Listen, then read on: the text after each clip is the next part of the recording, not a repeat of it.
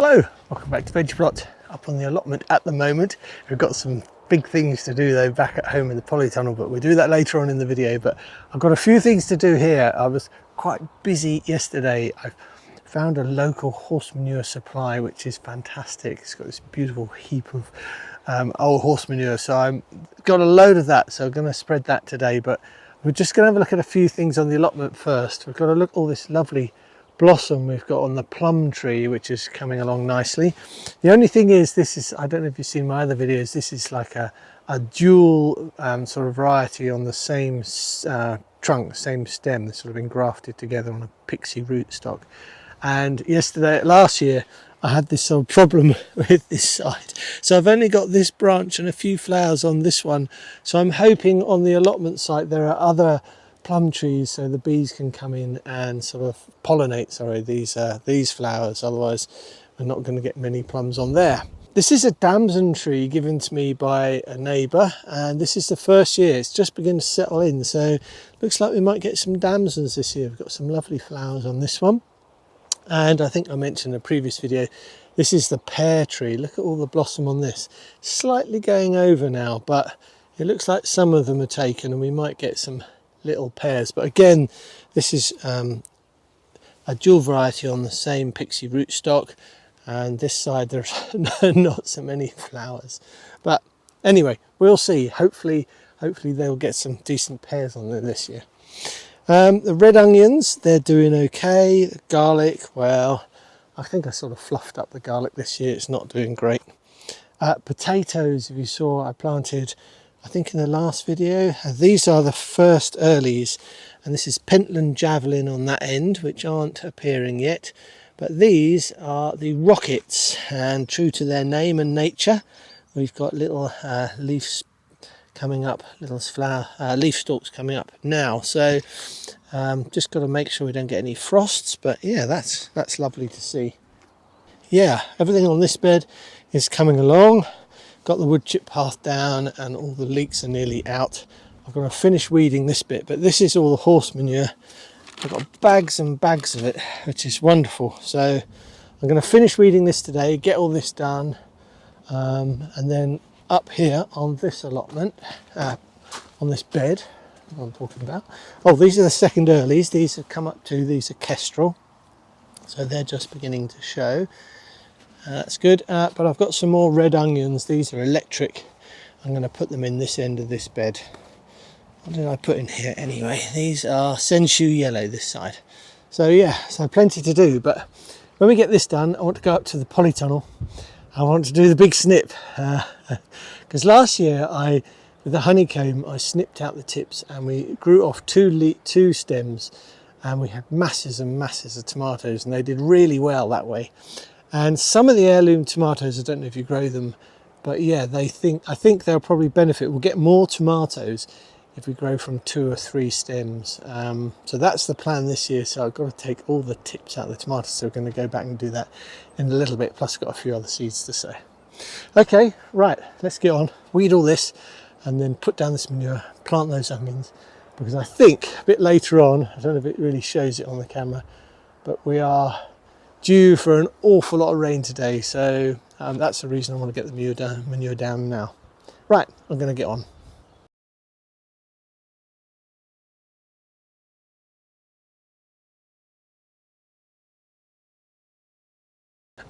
Right, that's got that weeded.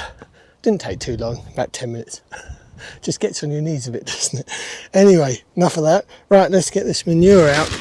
So I've got all these bags. I'm going to try and spread it on this bed, and that one over there. But I can go back and get some more any time. So we shall see. But it's packed full of worms.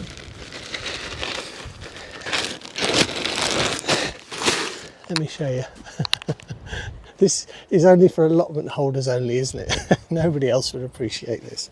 But yeah, packed full of worms. So hoping this is going to be good. So right, crack on, get all this done, and then yeah, we can go back and do these tomatoes. But yeah, for the beginning, let's get all this sorted. I've got to get a rake, and then hopefully we can just split this out. So once this is all done, I want to I want to get some more green compost from the green waste company and get that spread on top.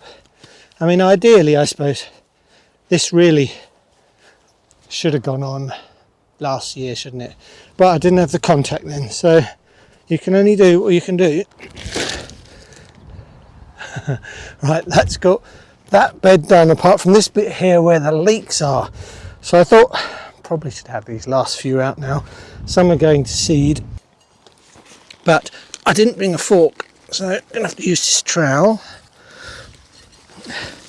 They've been really good this year, really pleased with them. These are Musselburgh, as I've mentioned countless times, but yeah, isn't that good?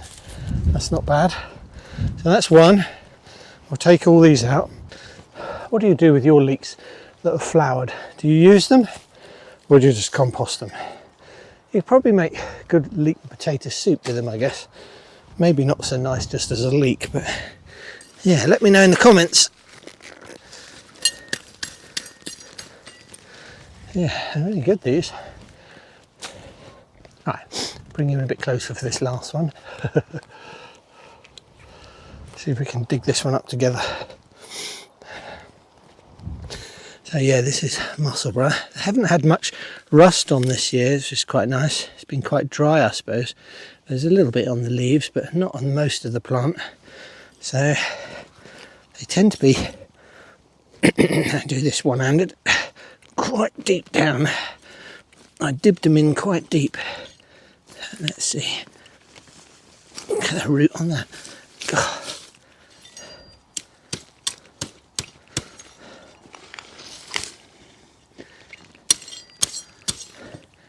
Yeah, not bad, eh?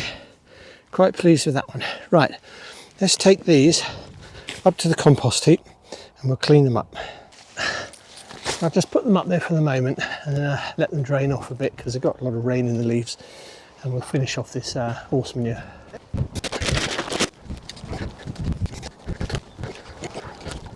So what I think I'll do, I was going to start that end, but I've decided I think I'll start this end because if you remember in that last video, well, a couple, I've got all that rhubarb in tubs up in the polytunnel, and I'd like to get that up there early on this season, and I want that to have a good solid grounding of compost and so on, and horse manure and all that sort of stuff, lots of nutrients, stuff to hold moisture. So I'm going to yeah, start this end. That's what I'm trying to say. So yeah, let's get all this in. So many worms in this stuff, it's amazing. Let me show you. There's just so many. Look at them, little wrigglers.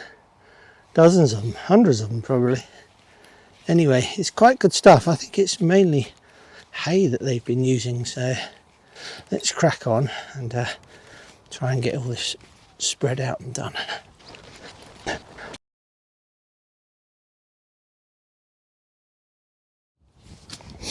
Okay.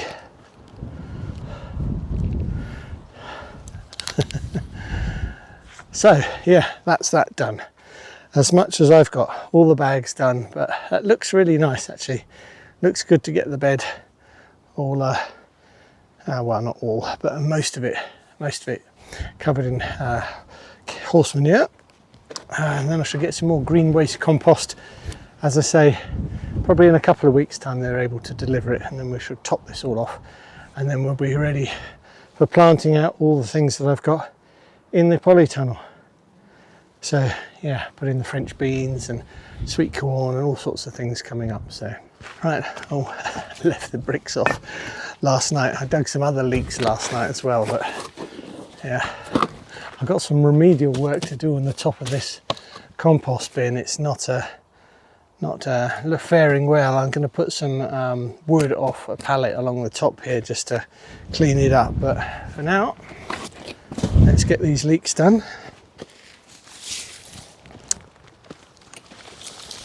Look at the size of that. It's a shame. I just missed it. It's flowering, but as I say, it might be good for leek and potato soup. So I'll just peel the bottom few leaves off, clean it up, Beautiful white colouring, isn't it? Look at that. Amazing. Right, I'm going to get the penknife. Right, take the roots off. And take the tops off.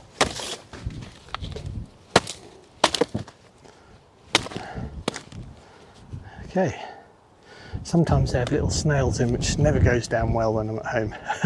Put them in the kitchen, little snail crawls out. Anyway, that's one.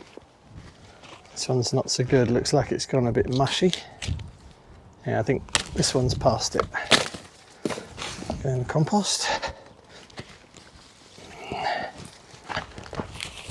This one should be all right.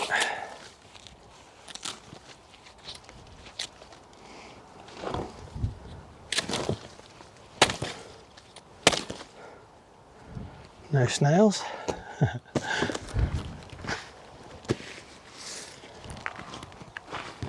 So tell me, do you have a favourite leek you like growing, leek variety? You got any hints and tips for people? I tend to grow mine in a tray to start with, just the seeds sprinkled on top, and then once they've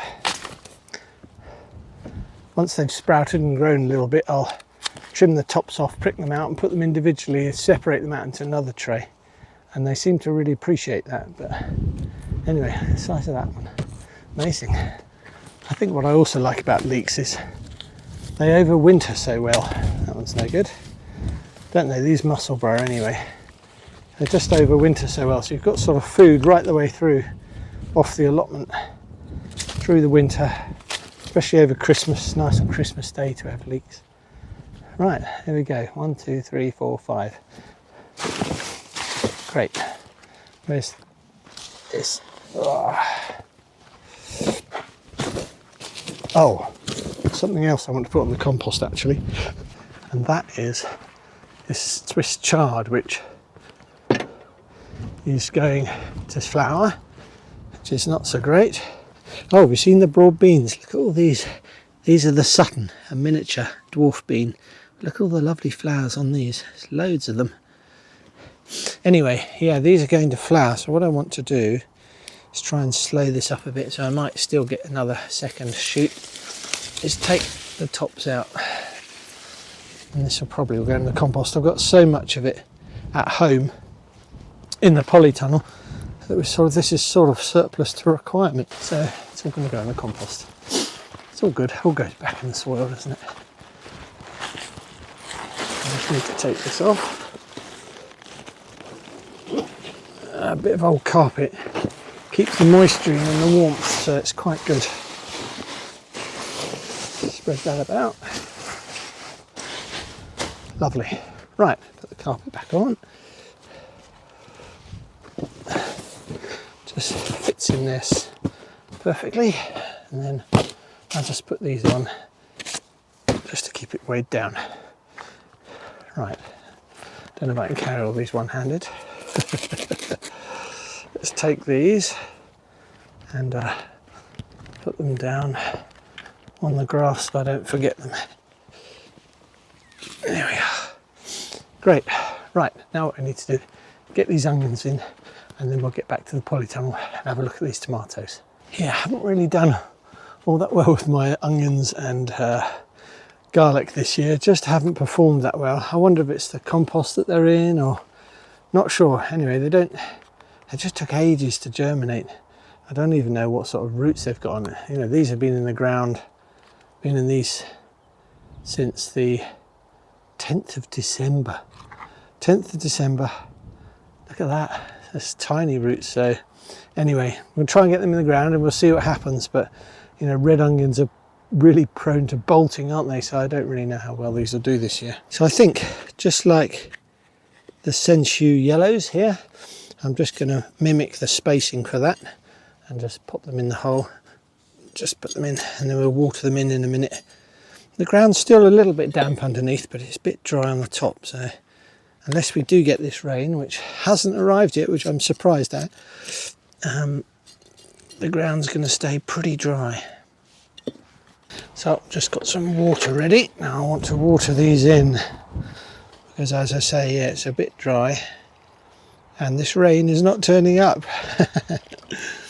Anyway, so I've made little wells around, you know, little indents around so the water doesn't roll away, and then hopefully this will get down to the roots and give these some sort of chance to get going.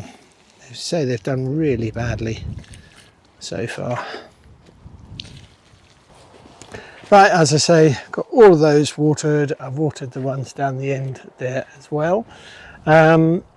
We've got all the manure done, which is great, and that's super duper. Beans coming on. I've got these beds to do still. I've done a bit of weeding around the flower bed just to clean that up a bit. Taken down the Verbena bonariensis tips just to cut them back because they're rocking a lot in the wind, and when they do that, it can actually pull the roots out, which isn't good. I'll come back and do this another day. The lavenders are doing okay, but I want to get these California poppies moved back and out of the way because they just swamp the little plants. But yeah, really pleased with what we've done here today. Right, so I'm going to grab these leeks and yeah, head off home, and then we'll go into the polytunnel and I'll show you what I'm going to do with all the tomatoes. Right, let's see you there. Right, here we are in the polytunnel with the tomatoes, and as you can see, they really begin to shoot up, and I want to take the tips out, so I'll just yeah, put them down on the bench and then we'll have a look at them. Right, these are the tomatoes. Now, as I've said in previous videos, most of these are heirlooms. There's a couple of F1s.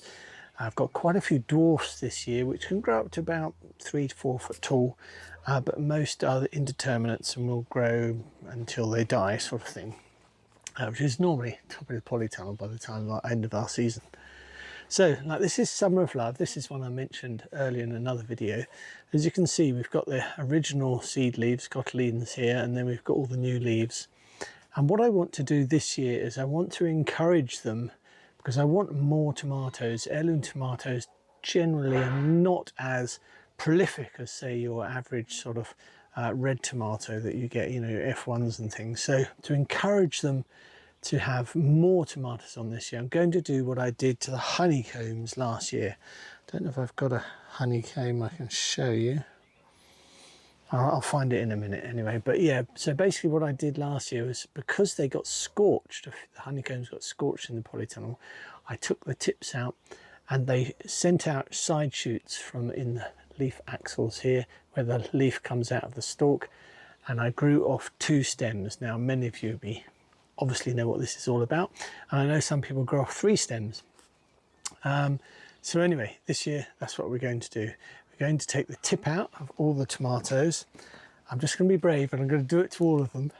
I know it sounds absolutely sacrilegious, and I know some growers think it's just daft, but anyway, this is what I'm going to do this year. So we've got 1, 2, 3, 4 leaves. I think what I'll do is I'll take the tip out up here. There we go, just like that. Just snip it out with a pair of scissors. Put that to one side, and yeah, this is Summer of Love. So this is a beautiful tomato, sort of red and green stripy, a really intense flavour. It does, you know, vie for top position with Alice's Dream, as it did last year. So that's what I'm doing, and what that'll also do is it'll slow up the growth for a moment, because I don't necessarily want them all out in the polytunnel just yet. Still a bit cold at night. So what this will do is slow up the growth and encourage these side shoots.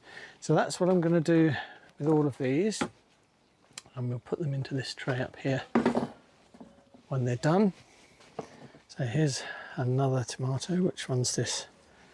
It's another Summer of Love. Right, I'm growing 2 Summer of Loves this year, that's right. So we'll just nip that tip out.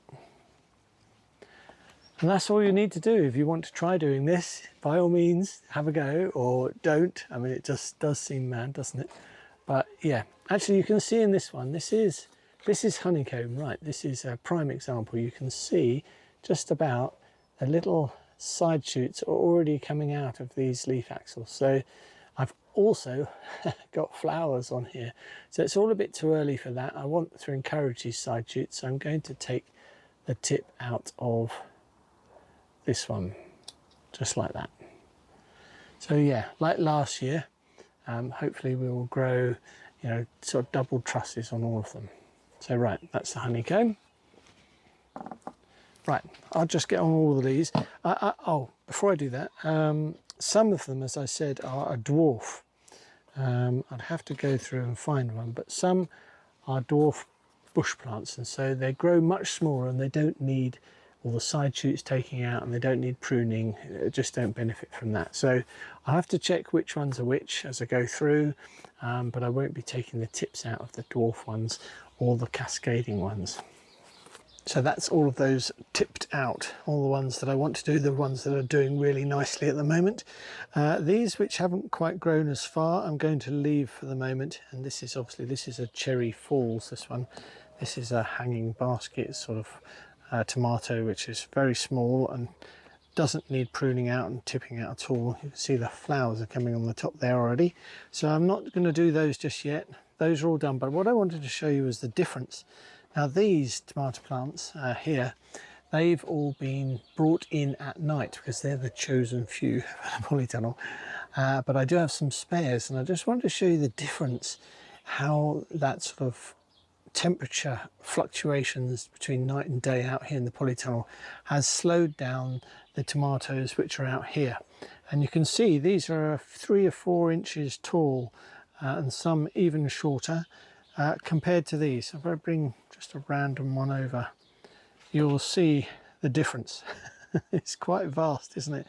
So it just goes to show that yeah, if they're out here and they get chilled at night, then they're obviously going to be a bit slower in developing. And these others are obviously getting a bit of a head start by being brought in and out. But this isn't going to happen for much longer. I'm going to stop doing that soon. They're just going to have to fend for themselves. But as you can see, the beds are quite full at the moment with everything, until I've decided when to get rid of all of that lot. Yeah, they won't be coming out here, which I expect will be at least 2 or 3 weeks. Okay, right, I've got some other seeds I want to sow as well now. Got some sweet corn and some beans and other bits and bobs, so I'm just going to pop these on the shelf and we'll crack on with that. Let's just put these up here for the moment. That's them, and these. Okay, right, where's the potting tray? Right, I'll load this up with compost, get the pots ready and the seeds ready. Yeah, and then we'll get on and I'll show you what sweet corn I'm growing this year. Right, actually, before we get on to the sweet corn, I just wanted to show you these tomatoes plants. They all look the same, don't they? But basically these are Heinz 1350, and the seeds given to me by Danny at Grow Up. Thanks, Danny. Yeah, Heinz 1350, and these were bred by Heinz specifically for their sauces. And so they're a dwarfish plant, about 3 or 4 foot, I believe, determinate. So they all ripen at the same time on this like bush. So they don't need pruning or staking. And they all ripen, as I say, at the same time, which makes them great for harvesting and obviously then making sauces with. They're quite compact as far as I believe, but yeah, these are the first time I'm going to have grown these. And looking forward to giving them a try, because yeah, we could always do with making more sauces.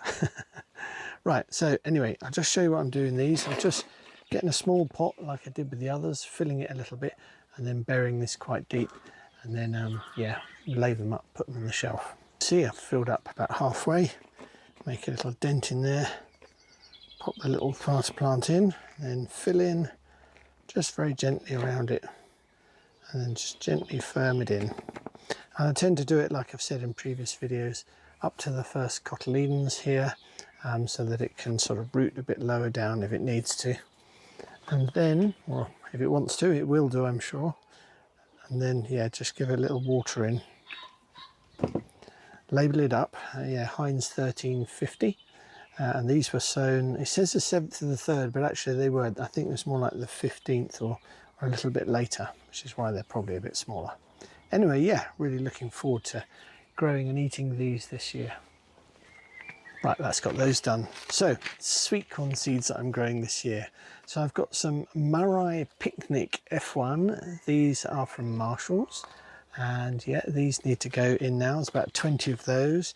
and then some incredible F1 from Mr. Fothergill's. I've grown these before and really like these, so yep, they should be going at hopefully separated either end of the allotment.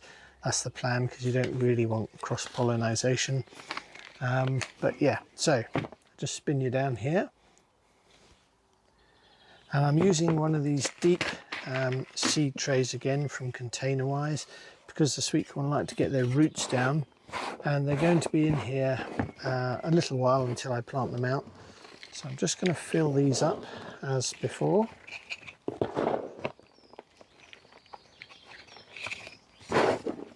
Now you can pre-chit, soak and so on your seeds, not pre-chit, what am I talking about, it's potatoes. You can soak your sweet corn seeds in tissue paper and so on and so forth, or in a glass of water for a little while to help them swell, and that can help with germination, but I'm not going to bother this year. Usually okay. I do find they don't like the sort of really cold, so as always, as I have been doing I should say, these will be going indoors on a heat mat just till they germinate, and once they've germinated then they will come back out here. Right, let's just get these all done. Right, so we'll start with these Marai Picnic. Yeah, they've got an RHS Gardening Award of Merit, which is good. And I say there's about 20 seeds in here. Just open them up. And yeah, they look like any other sweet corn seed, dried and shrivelly. So I should pop these one per cell into this tray. Anyway, right, these are Marai Picnic, and then we shall label them up and yeah, give them a water in, and then they'll be ready to go indoors on the heat mat. Covered those over. These are the second ones. As I said, these are incredible F1, and I'm just going to do 20 of these for this side of the tray. Bigger, chunkier seeds, much healthier looking these, probably just the variety. But yeah, just again, one per module. And like with all sweet corn, you want to have enough to plant them in a block. Actually, this is quite a good example actually. If we, our analogy, if we use this as our allotment, when you plant your sweet corn, it's better to plant them in a block, because if the wind's blowing this way, then the pollination blows through the plants that way. If it's blowing this way, it blows through them that way, etc, etc. If you just grew a line of sweet corn, then basically if the wind blows, it just blows all the pollen away, and this way it'll blow it all away, and this way you'd only get slight pollination. So it's much better, and you should always plant your sweet corn in a block.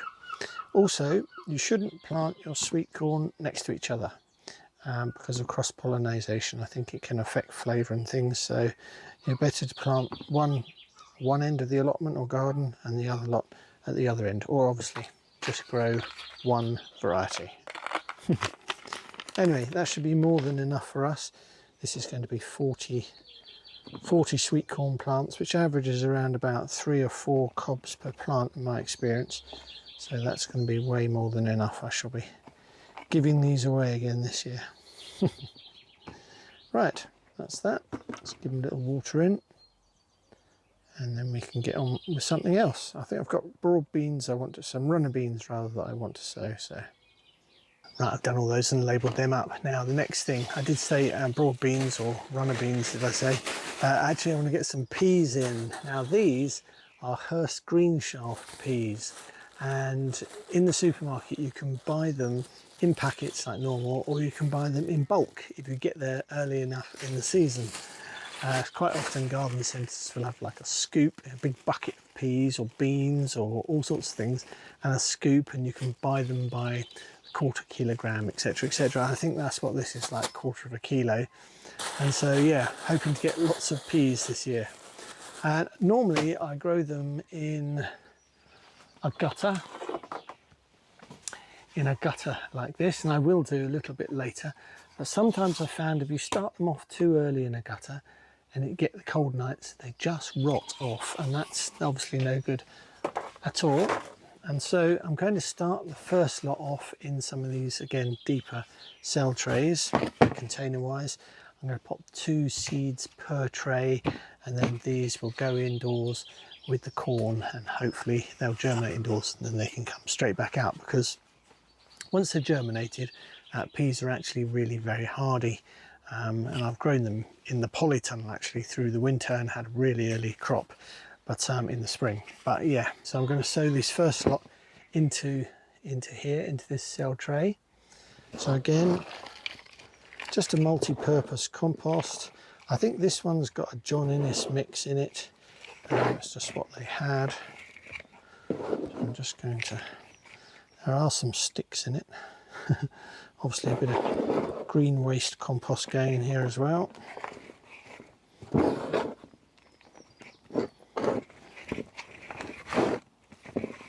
Again, like the other one, we'll just make a little hole.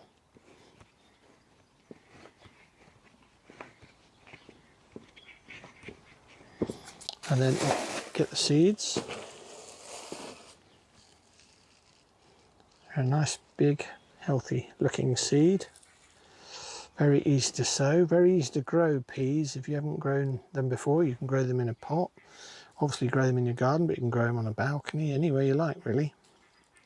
They just need something to climb up them. If more than 2 obviously fall into a hole, I'm not going to worry about it. It's all going to be fine.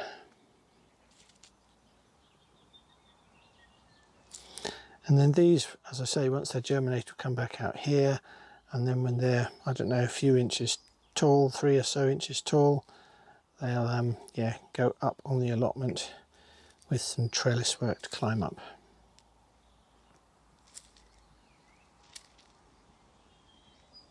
Right, that's those done. Put the spares back in the bag, and again cover them over and then water them in.